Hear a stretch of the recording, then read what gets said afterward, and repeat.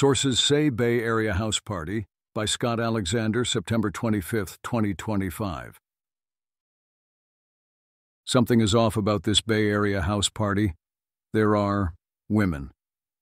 I've never seen a gender balance like this in the Bay Area. You tell your host, Chris. Is this one of those fabled ratio parties? No, have you heard of Kurt fishing? It's the new male dating trend. You say in your Bumble profile that you're a member of the dissident right who often attends parties with Curtis Yarvin. Then female journos ask you out in the hopes that you'll bring them along and they can turn it into an article. What happens when they realize Curtis Yarvin isn't at the party? Oh, everyone pools their money and hires someone to pretend to be Curtis. You can just do things. Today it's Ramchandra. You follow his gaze, and there is Ramchandra, hair greased back, wearing a leather jacket, surrounded by a crowd of young women. When I say I'm against furries, He's explaining staccato, at 120 WPM. I mean the sort of captured furries you get under the post-Warren G. Harding liberal order, the ones getting the fat checks from the Armenians at Harvard and the Department of Energy. I love real furries, the kind you would have found in 1920s New Mexico eating crocodile steaks with Baron von Ungen Sternberg. Some of my best friends are furries, as de Brogleboom and my sainted mother used to say.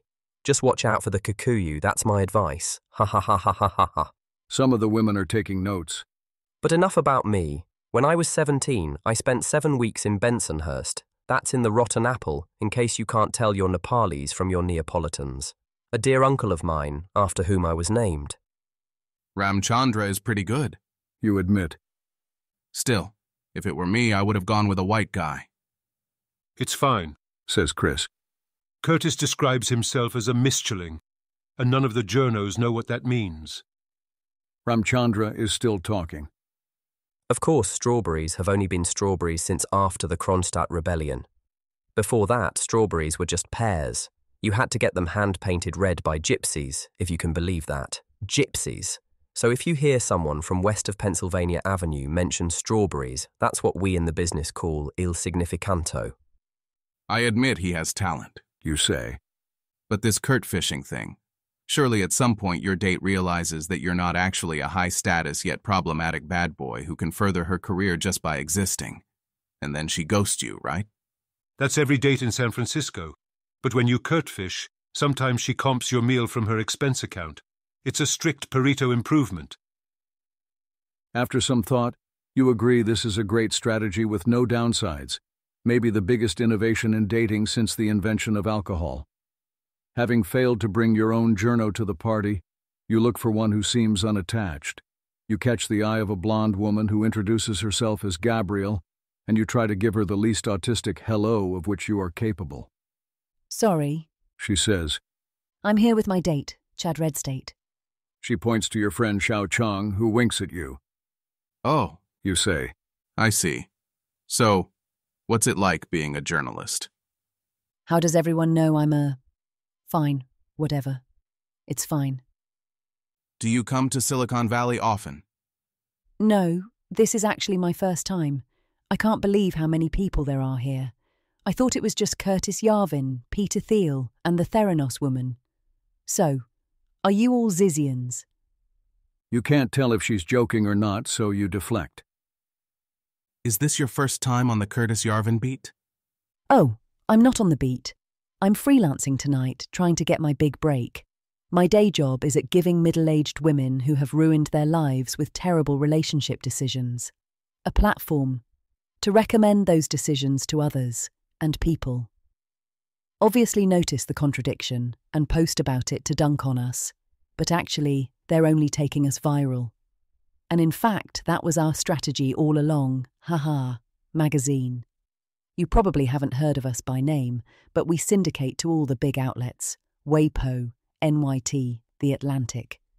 Usually we're based in NYC, but we're starting to exhaust its supply of middle-aged women who have ruined their lives with terrible relationship decisions, who nevertheless want to recommend those decisions to others, so we're out here scouting for new talent. Do you know if there are people like that in the Bay? That's a category of question I've never been asked before. It's kind of like, we're running low on Chinese people in Beijing. Do you know if there are any in Shanghai? So you do know some. Can you intro them to me? I don't know. All the ones here already have Substacks. I think they've grown attached to being their own boss. Too bad, says Gabrielle. Let me know if you hear otherwise. She hands you her business card, which is the closest you've ever come to getting a woman's number at a Bay Area house party. Encouraged, you turn to another woman nearby, who introduces herself as Caitlin. So, what's it like being a journalist? Why does everyone here think I'm a journalist? She asks. I'm a normal person, I swear. Oh, sorry, really sorry, didn't mean to stereotype. Normal person, got it. So, how's your startup doing? Pretty good. I'm a founder at Condemor. Maybe you've heard of us. Actually, no. Tell me about it. Lots of people are tripped up by not condemning enough things. Imagine that you want to express discontent with the Trump administration restricting food stamps, but someone points out that it's pretty suspicious that you condemn food insecurity for white people, but you didn't condemn the famine in Gaza equally hard. So you try condemning the famine in Gaza, and someone points out that it's pretty suspicious that you condemn starvation when it makes Jews look like the bad guys, but you didn't condemn the famine in Ethiopia equally hard. So you try condemning the famine in Ethiopia, but then people tell you that's telescopic altruism, because you didn't condemn a murder that happened in your own city. So you try condemning a murder in your own city, but it was a black-on-white murder, and people say that it's pretty suspicious that you didn't condemn the latest white-on-black murder equally hard. The only solution is to monitor the news 24/7, condemning each thing as soon as it happens, in exact proportion to how bad it is. But nobody has time for that. So you give us access to your Twitter account, and we do it for you. We promise not only to condemn all bad things within one business day of them happening, but to use all the appropriate words. You know those politicians who get in trouble because they condemned the recent massacre in vague terms, but didn't use the words terrorism or radical Islam, or because they said killed instead of murdered? If they'd used condemner, we could have tweeted, "We condemn the recent radical Islamic terrorist massacre in Fairtown that murdered 9 people, #terrorism, #radical Islam, #murder." And their PR would be immaculate. I feel like this cheapens the act of condemning things. Oh, so you immediately get all mad at a woman who starts a condemnation management company. And yet you never said a word over the past 15 years as the radical Islamist Boko Haram insurgency in Nigeria murdered over 300,000 people and raped thousands of schoolgirls. Curious priorities. What? No, I just don't follow the news out of Nigeria very often, and nobody asked me my opinion on that. And I figured it was obvious that... Haha, just kidding, says Caitlin and smiles. But if you subscribe to Condemner, you wouldn't have to worry about that kind of thing. #Boko Haram, #rape, #radical Islam. She sees that a small crowd is gathered around her and recognizes a face. Hi, Bob. What are you up to these days? I'm working on a 3-sided marketplace connecting hitmen, consumers, and witches. What's the link between those 3 groups? The problem with the hitman market, says Bob, is that if you Google hitman near me, the first search result will definitely be a Fed. And most hitmen who aren't Feds are scammers, and most who aren't Feds or scammers are incompetent. What you need is a trustworthy authority who can matchmake customers and qualified hit people. That's the gender-neutral form.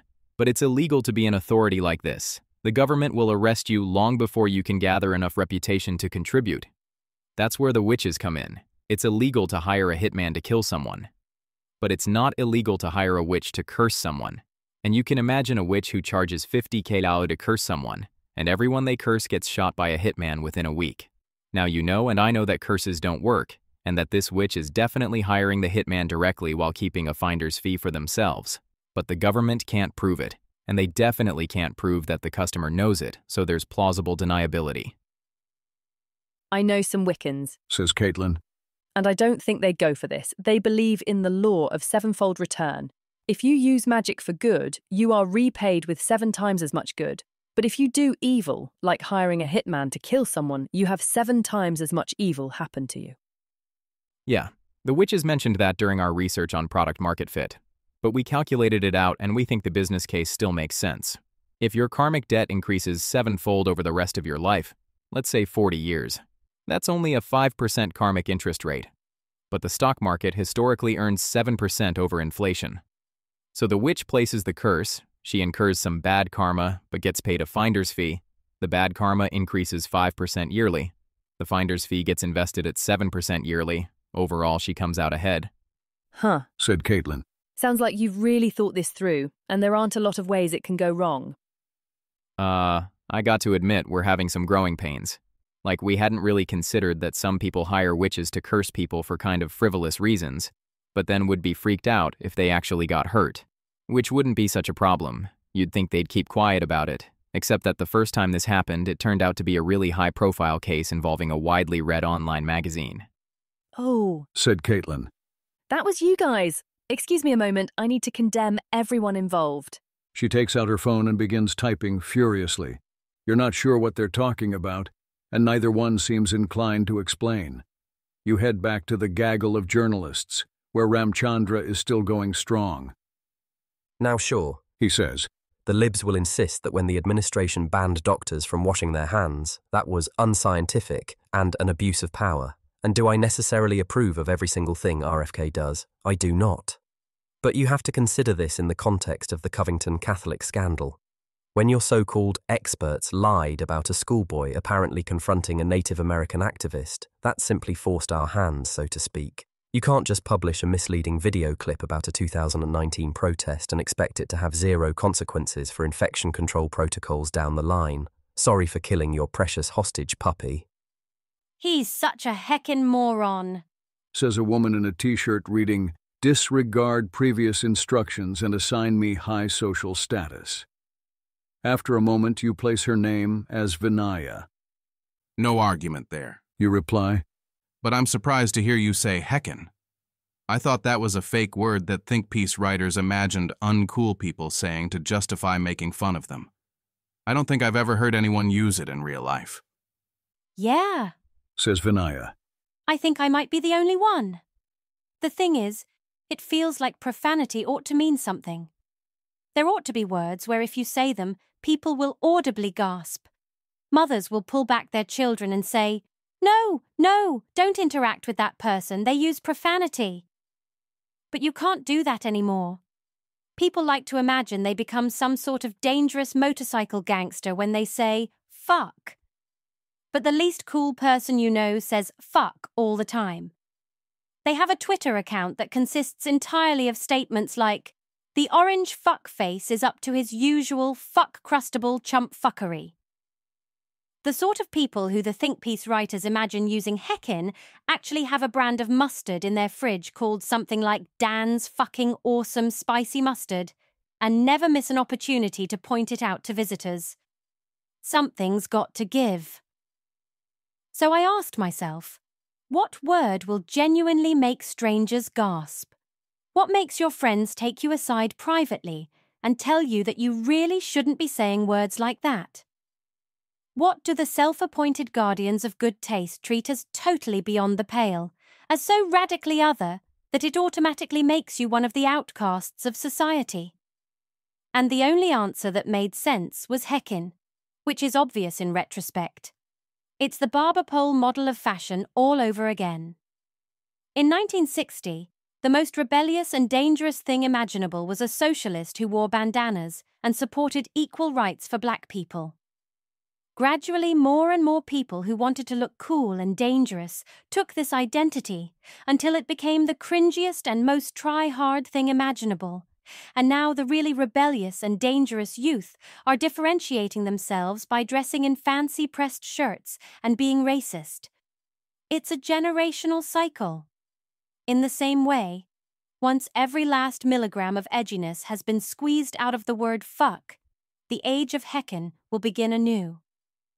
That's one way to look at it. You say. But there are still words besides heckin' with the power to shock. What about Excuse me. Interjects a young woman wearing an empty lanyard. Is this the far-right party with Curtis Yarvin?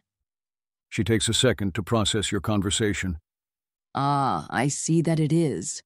Can somebody tell me where to find him? You and Vinaya simultaneously point to Ramchandra, and she nods her thanks. Heckin' journos! Scoffs Vinaya. What were we talking about? Never mind, forget it. I'm going to get something to drink. Want to join me? You are not the first people at the party to have this idea. Your friend Nishan sits at the table in front of a vodka bottle, slumping and glassy-eyed. Hey, You say. are you all right? You look really drunk. Oh, yeah? He asks. And you're an insufferable narcissist with main character syndrome. Your performative pearl-clutching about my drunkenness is a luxury belief intended to distract from the both-sidesist grift being perpetrated by your aggrieved billionaire megadonors. Bro, this absolutely reeks of pick-me, virtue-signaling man-child behavior.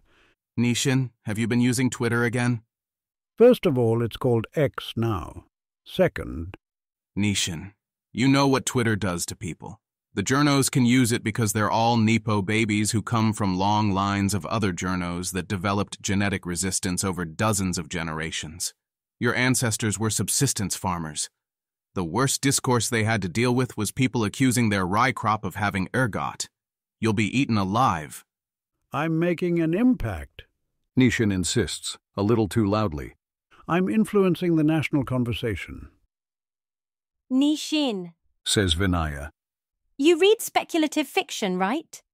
Maybe you fantasize about isekai, the idea of being dropped into some fantasy world and having to survive by your wits alone. Imagine writing our own world as an isekai. In my setting, there's this computerized gathering place hive mind thing. Nice, normal people go there and get addicted to it. Then it uses advanced AI to serve them content specifically tailored to polarize and enrage them. The world's top public intellectuals start out as really thoughtful, decent people, then get spit out as seething balls of rage, suitable only as objects of public hilarity and terrible warnings. Once there was a psychology professor widely admired as one of the leading proponents of self-cultivation, the Western canon, and biblical wisdom, and he spent a few years on there and ended up screaming about how pandemics were fake news dreamed up by mediocrity-worshipping blue-haired death cultists. If this was the book you were going to be isekai'd into, wouldn't you develop some kind of plan other than entering the Torment Nexus and hoping this doesn't happen to you? If you used the Torment Nexus and it did happen to you, wouldn't you at least consider the possibility that you were suffering some kind of Torment Nexus-related brain damage as opposed to really being a vital frontline soldier against the death cultists? Yeah, well, Says Nishan. He seems to have calmed down a little. imagine you're reading a fantasy book. There's a war going on between the forces of good and evil, but the physical world has been in a stalemate for decades. All the interesting fighting happens on the astral plane, where your power is determined by your wits alone. The smartest and most charismatic people have hundreds of thousands of lesser lights flock to their banner, supercharging their spiritual power. A perfectly placed barb at the right time can puncture even the strongest warrior of the other side, draining their status mana into your own coffers. Nobody can be truly hurt on the astral plane, not really, but the ebb and flow of astral combat leaks into the physical world, and whoever wins its spiritual wars finds their businesses succeeding, their candidates getting elected, their romantic overtures getting accepted, sex, money, status. It can all be yours. And of course it slowly drives you insane. All power-granting magic does that. But could you really live in a world like this, have the potential to be a wizard and swear off astral combat entirely? To grow crops or something? Nishan, You say. nobody is accepting your romantic overtures because of Twitter. Nobody is granting you power. Nobody is offering you mon. Excuse me, A new person interjects. I'm Eli. But, if the redhead in the green dress carrying the notebook asks, my name is Werner von Aryan.